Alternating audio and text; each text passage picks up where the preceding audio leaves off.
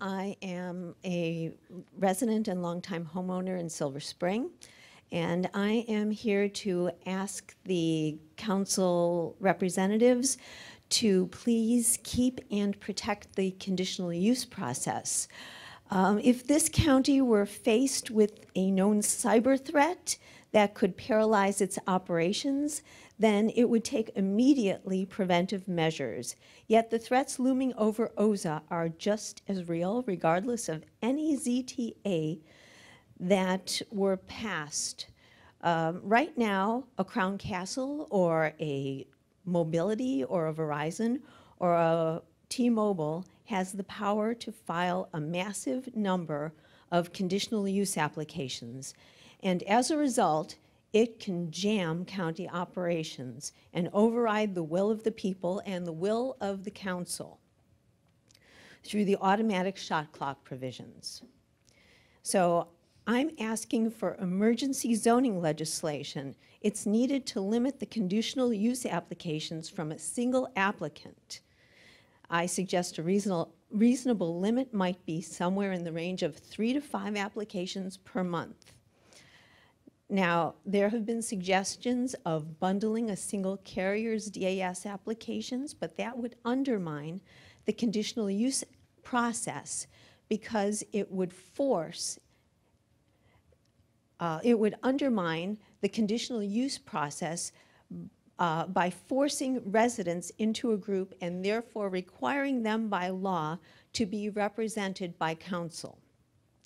Now, it's possible to develop a ZTA that incorporates the type of limits that have been suggested and even the spaces between carriers, regardless of carrier, as was suggested by the planning board, and other important standards in the right-of-way for installations excuse me, without eliminating the conditional use requirement in residential zones.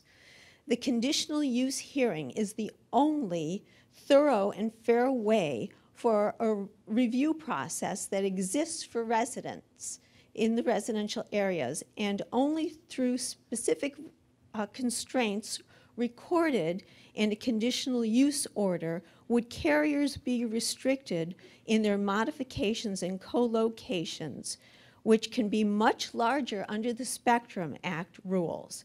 So what is the council's position on emergency zoning legislation such as this and on protecting the conditional use process? If I may, as the zoning attorney for the county, number one, under state law, there is no such thing as a zoning emergency. There is emergencies under bills, but not under zoning. It still takes the same notice and time that any other zoning text amendment would take. The second thing is that certainly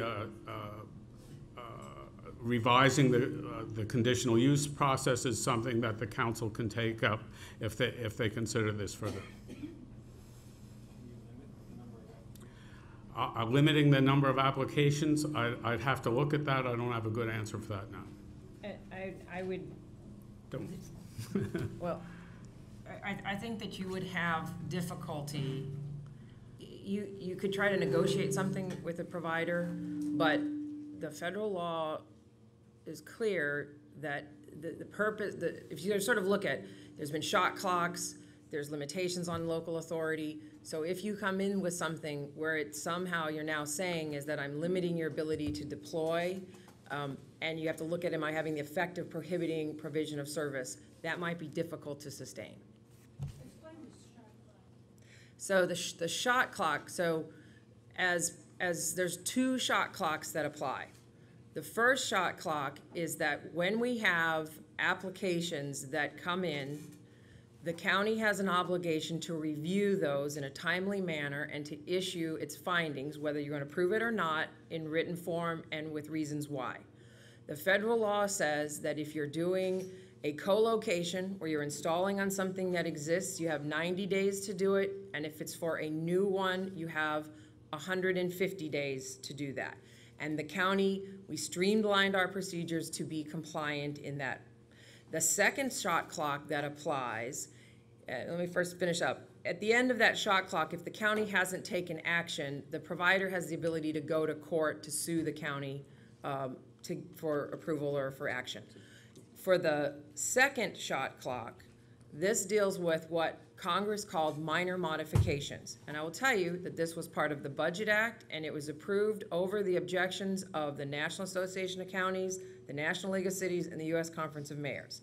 And what it says is that local governments have to approve minor modifications, which the FCC decided would be things that add 10% or up to 20 feet on a pole, and that may extend out 6 feet.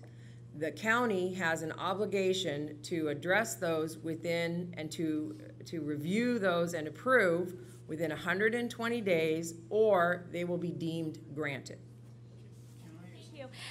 We want to get to as many questions as possible, so if you can, please say your question from the top so we can get around the room. For those questions we don't get answered, I just want to make sure everybody knows the council has launched a webpage on this topic, and you can go to their website, and they have a whole Q&A of questions and answers. But sir, first tell me your name. I'm going to hold the mic.